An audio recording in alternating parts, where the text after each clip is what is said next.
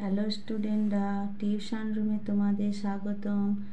আজকে আমি তোমাদের ক্লাস 8-এর ভৌত বিজ্ঞানের তাপ চ্যাপ্টারটা পড়াবো। এই চ্যাপ্টার থেকে আমি কয়েকটা প্রশ্ন উত্তর তোমাদের দেব, তোমরা খাতায় লিখে নেবে আর ভিডিওটা প্রথম থেকে শেষ পর্যন্ত তোমরা দেখবে, মাঝখানে থেমে যাবে না বা স্কিপ করে করে দেখবে না।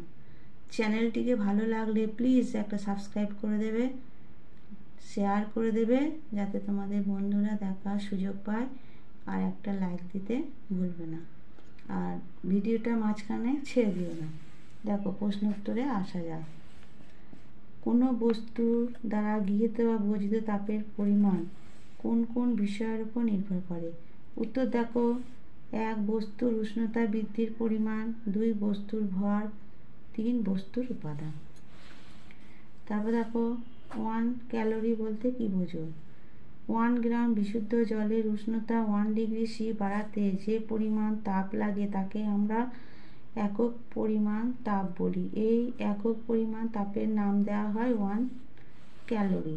তারপর দেখো, আপেক্ষিক তাপ কাকে বলে? উত্তরে দেখো, কোনো পদার্থের একক ভরের উষ্ণতা 1 ডিগ্রি বৃদ্ধি করতে প্রয়োজনীয় তাপকে ওই পদার্থের আপেক্ষিক তাপ বলে। তারপর দেখো, কোন পদার্থের আপেক্ষিক তাপ সর্বোচ্চ? উত্তর দেখো, জলের। তারপর দেখো, অবস্থার পরিবর্তন কাকে বলে? উত্তরে দেখো, তাপ প্রয়োগ বা নিষ্কাশনের ফলে পদার্থের এক অবস্থা থেকে অন্য অবস্থায় রূপান্তরিত হওয়াকে অবস্থার পরিবর্তন বলে। তারপর দেখো, পদার্থ কয় প্রকার, কি কি? উত্তর দেখো, পদার্থ 3 প্রকার: কঠিন, তরল, গ্যাসীয়। তারপর দেখো, গলন কাকে বলে?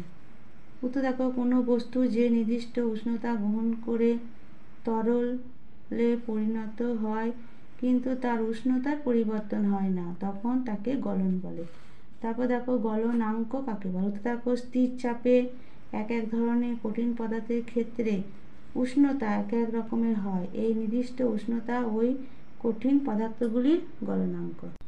তারপর দেখো, কঠিনীভবন কি? উত্তর দেখো, তরল পদার্থ তাপ বর্জন করে যখন কঠিনে পরিণত হয় তখন সেই ঘটনাকে বলে কঠিনীভবন। তারপর দেখো, হিমাঙ্ক কাকে বলে? উত্তর দেখো, স্থির চাপে এক এক ধরনের তরল পদার্থের ক্ষেত্রে উষ্ণতা এক এক রকমের হয়, ওই নির্দিষ্ট উষ্ণতা ওই তরল পদার্থগুলির হিমাঙ্ক। তারপর দেখো, সিজিএস পদ্ধতিতে আপেক্ষিক তাপের একক কি? উত্তর দেখো, calorie slash gram degree C. SI পদ্ধতিতে আপেক্ষিক তাপের একক কি? জুল বা স্ল্যাশ কেজি কে কেলভিন। হিমমিশ্র কি? এর ব্যবহার লেখ। উত্তর দেখো, বরফ ও নুন নির্দিষ্ট ভরের অনুতাপে প্রতি 100 গ্রাম মিশ্রণের মধ্যে 27 গ্রাম নুন মিশিয়ে হিমমিশ্র তৈরি করা হয়। ব্যবহারটা দেখো, মাছ সংরক্ষণে ওষুধ ঠান্ডা অবস্থায় এক জায়গা থেকে অন্য জায়গায় নিয়ে যেতে ব্যবহার করা হয় এবং আইসক্রিম, কুলফি তৈরি করতে ব্যবহার করা হয়। তারপরে দেখো, বরফ গলনের লিন তাপ 80 ক্যালোরি স্ল্যাশ গ্রামের অর্থ কী? উত্তর দেখো, এর অর্থ হলো প্রমাণ বায়ুমণ্ডলীয় চাপে 0 ডিগ্রি সি উষ্ণতায় 1 গ্রাম বরফকে 0 ডিগ্রি সি উষ্ণতায় 1 গ্রাম জলে পরিণত করতে 80 ক্যালোরি তাপ প্রয়োগ করতে হবে। তারপর দেখো, পদার্থের গলনাঙ্ক কোন কোন বিষয়ের উপর নির্ভর করে? উত্তর দেখো, 1 কঠিনের প্রকৃতি, 2 কঠিনে অন্য পদার্থের উপস্থিতি এবং 3 চাপ, এই 3টি বিষয়ের উপর নির্ভর করে। তারপর দেখো, বাষ্পায়ন কাকে বলে? উত্তর দেখো, যে কোনো উষ্ণতায় কোনো তরলের উপরিতল থেকে ধীরে ধীরে বাষ্পে পরিণত হওয়ার ঘটনাকে বলে বাষ্পায়ন। বাষ্পায়ন সম্বন্ধে আমরা কি কি জানতে পারি? উত্তর দেখো, 1 নম্বর, যদি তরলের উপরিতলের ক্ষেত্রফল বেশি হয় তবে বাষ্পায়ন দ্রুত হয়। 2 নম্বর দেখো, বাষ্পায়ন হবার জন্য কোনো বিশেষ উষ্ণতা অর্জনের প্রয়োজন হয় না, তরলের উষ্ণতা বৃদ্ধি হলে বা বেশি হলে বাষ্পায়ন দ্রুত হয়। তারপর 3 নম্বর দেখো, তরলের উপর বায়ু চলাচলের ব্যবস্থা থাকলে বাষ্পায়ন দ্রুত হয়। তারপরে দেখো 4 নম্বরে, তরলের প্রকৃতির উপর বাষ্পায়নের হার নির্ভর করে। তারপরে প্রশ্ন দেখো, শীতকালে বর্ষাকাল অপেক্ষা জামা কাপড় তাড়াতাড়ি শুকায় কেন? তো দেখো, বর্ষাকালে বায়ুতে জলীয় বাষ্প বেশি থাকে কিন্তু শীতকালে বায়ুতে জলীয় বাষ্প কম থাকে। শীতকালে ভিজে জামা কাপড় তাড়াতাড়ি বাষ্পীভূত হয়ে যায় বলে ভিজে কাপড় তাড়াতাড়ি শুকিয়ে যায়। তারপর দেখো গরমকালে ঘামে ভেজা শরীরে হাওয়ার সামনে দাঁড়ালে আরাম হয় কেন? তো দেখো জলের বাষ্পায়নের জন্য প্রয়োজনীয় ঋণ তাপ দেহ থেকে শোষিত হলে দেহে শীতলতার অনুভূতি হয়, তাই আরাম লাগে। তারপর দেখো গ্রীষ্মকালে কুকুরকে জিভ বার করে লালা ঝরাতে দেখা যায় কেন? তো দেখো জিভের ওপরে ভেজা তল থেকে জল বাষ্পীভূত হয়। জল বাষ্পীভূত হওয়ার সময় বাষ্পীভবনের জন্য প্রয়োজনীয় ঋণ তাপ জিভ থেকেই সংগৃহীত হয়। কুকুরের দেহ ঠান্ডা রাখার এটি অন্যতম একটি উপায়, কারণ কুকুরের গায়ে ঘর্মগ্রন্থি থাকে না। তারপর দেখো স্ফুটন কাকে বলে? তো দেখো নির্দিষ্ট উষ্ণতায় তরলের সমগ্র অংশ থেকে অতি দ্রুত বাষ্পীভবনের প্রক্রিয়াকে স্ফুটন বলা হয়। আর একবার দেখো বলছি, নির্দিষ্ট উষ্ণতায় তরলের সমগ্র অংশ থেকে অতি দ্রুত বাষ্পীভবনের প্রক্রিয়াকে স্ফুটন বলা হয়। তারপর দেখো ফুটনাঙ্ক কাকে বলে? উত্তর দেখো যে নির্দিষ্ট উষ্ণতায় কোনো বিশুদ্ধ তরলের স্ফুটন শুরু হয়, যতক্ষণ ফুটন চলে ততক্ষণ ওই উষ্ণতা স্থির থাকে, সেই উষ্ণতাকে ওই তরলের ফুটনাঙ্ক বলা হয়।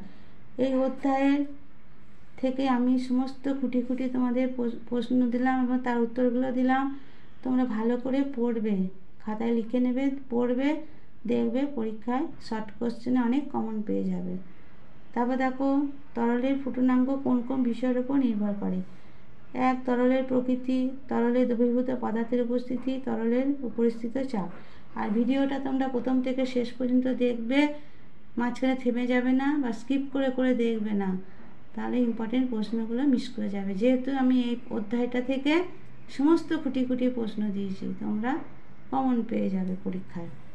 তারপর দেখো ফুটনের ঋণ তাপ কাকে বলে? তো দেখো উষ্ণতা স্থির রেখে ফুটনাঙ্ক কোনো তরলের একক ভরকে বাষ্পীভূত করার জন্য যে তাপের প্রয়োজন, সেই তাপকে ওই তরলের ফুটনের ঋণ তাপ বলা হয়।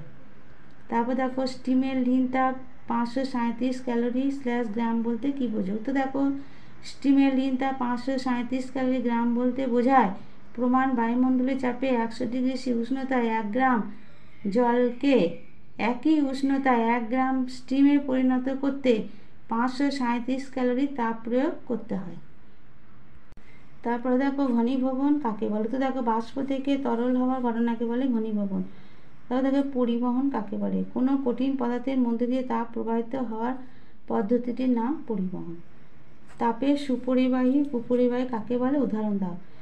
যে সমস্ত পদার্থের মধ্যে দিয়ে তাপ সহজে প্রবাহিত হতে পারে তারা তাপের সুপরিবাহী, যেমন তামা। আর যে সমস্ত পদার্থের মধ্যে দিয়ে তার সহজে প্রবাহিত পারে না তা তাপের কুপরিবাহী, যেমন কাঠ। সুপরিবাহীতে তাপ প্রবাহিত হতে পারে আর কুপরিবাহীতে তার উল্টো হবে, মানে তাপ সহজে হতে পারে না।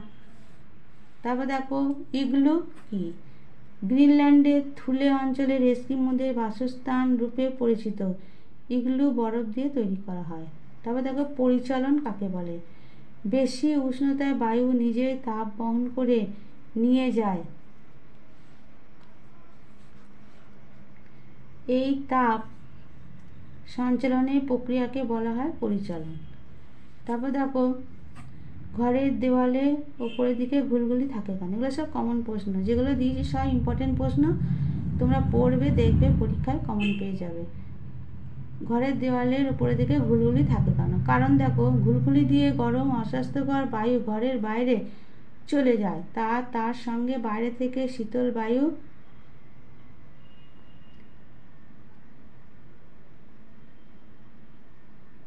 দরজা বা জানলা দিয়ে ঘরের মধ্যে প্রবেশ করে, যাতে অক্সিজেনের পরিমাণ তুলনামূলকভাবে বেশি থাকে। তারপর দেখো বিকিরণ কাকে বলে? তো দেখো যে প্রক্রিয়ায় তাপ উষ্ণ বস্তু থেকে অপেক্ষিত কম উষ্ণ পরিমণ্ডলে ছড়িয়ে পড়ে ও ছড়িয়ে পড়ার জন্য কোনো মাধ্যমের প্রয়োজন হয় না, তাকে বিকিরণ বলে। তারপর দেখো থার্মোফ্লাক্স কে উদ্ভাবন করেন? জেমস ডিওয়ার। তারপর দেখো থার্মোফ্লাক্সের আর এক নাম কি?